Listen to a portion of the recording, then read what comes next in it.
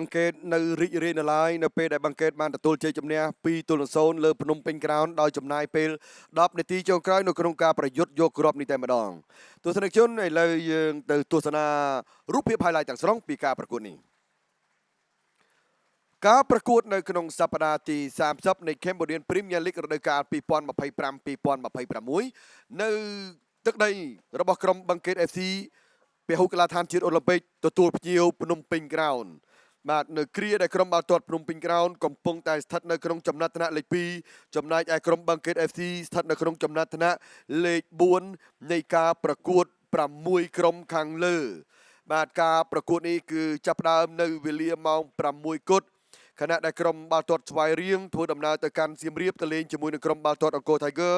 ចំណែកឯ Nagavel នៅកំពង់ស្ពឺទទួលភ្ញៀវ MOI កំពង់ដេបាម៉ោង6ដំណើរគ្នាក៏បានកើតឡើងក្រុមបាល់ទាត់ភ្នំពេញក្រោនដែលមានឯកសណ្ឋានពណ៌ក្រហមព្យាយាមណាស់ក្នុងការទាត់ក្នុងការទប់បាទមិនមាននរណាអាច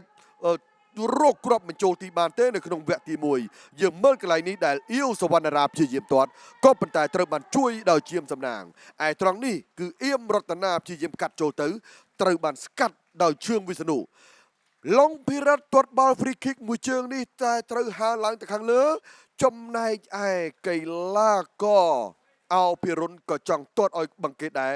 នៅតែមិនបានសម្រេចបាល់ជ្រុងការតែតរបស់ជើងវិស្ណុនៅចុងម៉ោងនៃវគ្គទី1គឺមិនបានផលនោះទេបាទចំណែកឯក្រុមបាល់ទាត់បាទអង្គរ Tiger នៅចុងម៉ោងនៃការថែមនោះគឺនាំមុខ4-3លើក្រុមបាល់ទាត់ព្រះខ័នរាជស្វាយរៀងមិនធម្មតាទេបាទ7គ្រាប់នៅក្នុងការទាត់ជិត100នាទីនៅខេត្តសៀមរាបងាកមកខាងក្រុមបាល់ទាត់បង្កេតជាមួយនឹងភ្នំពេញក្រោនឆ្លងមកដល់វគ្គទី2បាទគឺព្យាយាមមែនទែនការសម្រុកការលើករបស់ Kelly ការតែតរបស់ Series Demi មិនបានសម្រេចត្រង់នេះ Andre Nieto របស់ភ្នំពេញក្រោនតែតបង្ហើរមកតែកីឡាករ Maxime Predon ធ្វើមិនបានចំណែកឯ B1 មួយជើងត្រង់នេះក៏ត្រូវបានជួយដោយជាមសំណាងងាកមកខាងភ្នំពេញក្រោន Makolo ទាត់ឆ្វេងក៏ត្រូវបានចាប់ជាប់ដោយកយសាលីមជាមសំណាងសង្គ្រោះបានជាបន្តបន្ទាប់កយសាលីមក៏សង្គ្រោះបានជាបន្តបន្ទាប់បាទមកទល់នឹងកន្លែងនេះគឺនៅតែជាមសំណាងអាចបិទបាននៅមុខទីរបស់ខ្លួន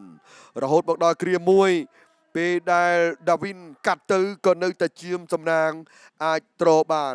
នេះជាកន្លែងដែលមានគ្រាប់បាល់លើកដោយ Kelly តែត្រឡប់មកវិញ B1 half volley ទាត់បញ្ច្រកសំណាញ់ទីព្យាយាមក្នុងការឃ្លៀបាល់ក៏ប៉ុន្តែឃ្លៀទៅណាមិនឆ្ងាយហាក់ដូចជាហុចឲ្យ Major B1 half volley មកវិញ B1 ក៏បញ្ជូនឲ្យ Series Demi ក៏ទាត់គ្រាប់ទី2បានសម្រេចឲ្យបង្កេតនាំមុខលើក្រុមបាល់ទាត់ភ្នំពេញក្រោន